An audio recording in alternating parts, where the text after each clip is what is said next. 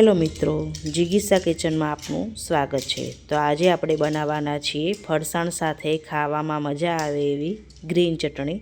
તો એના માટે મેં મિક્સર જારની અંદર થોડી કોથમીર વોશ કરેલી છે એ એડ કરીશું। હવે આપણે એમાં 2 ચમચી જેટલી સેવ એડ કરીશું। તમે દાળિયા પણ યુઝ કરી શકો છો। હવે આપણે 2 ચમચી જેટલી આદુના ટુકડા એડ કરીશું અને એક મરચું કટિંગ કરેલું એડ કરીશું।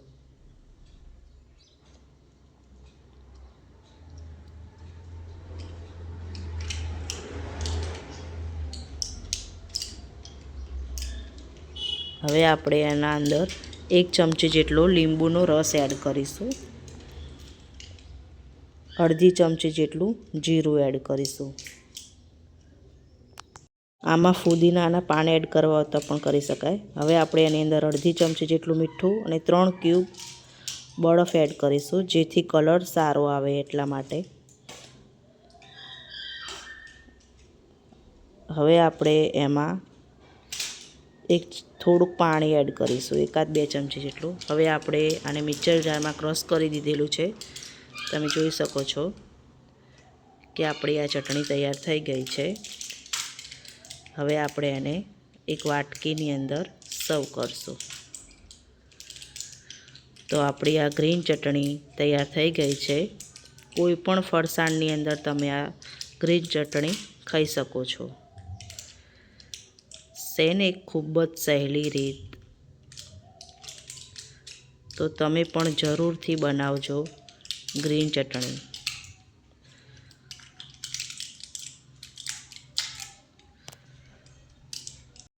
હવે આપણે રેડ ચટણી બનાવવાની છે।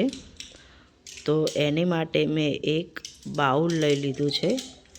એની અંદર અડધો ગ્લાસ જેટલું પાણી એડ કરીશું।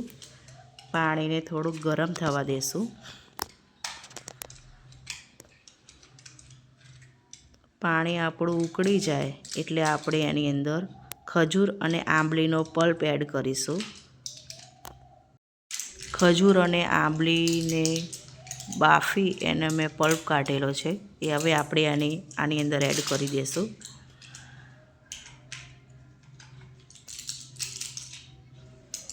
હવે આપણે એને મિક્સ કરી દઈશું।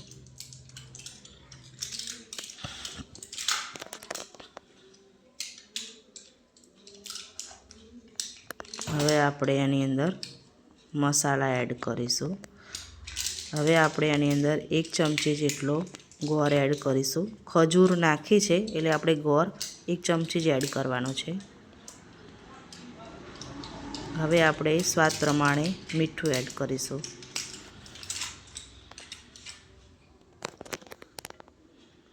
આની અંદર 2 ચમચી જેટલું ધાણા જીરું એડ કરીશું। ધાણા જીરું થોડુંક વધારે હોય તો સારું લાગે છે,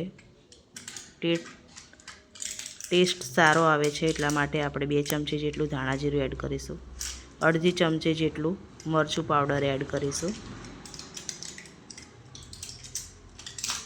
હવે આપણે આને મિક્સ કરી દેવાનું છે।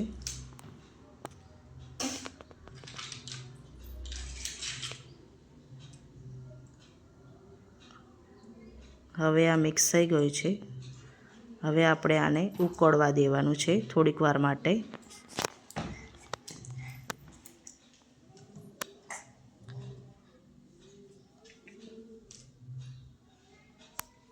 હવે તમે જોઈ શકો છો કે આપણી આ રેડ ચટણી ઉકળી ગઈ છે।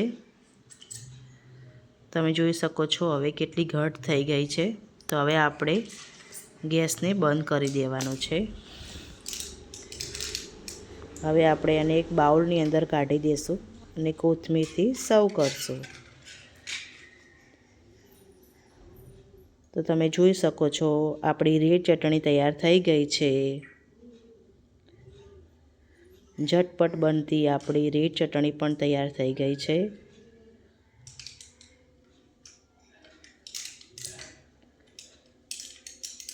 આને કોઈ પણ ફરસાણની અંદર ખાઈ શકાય છે।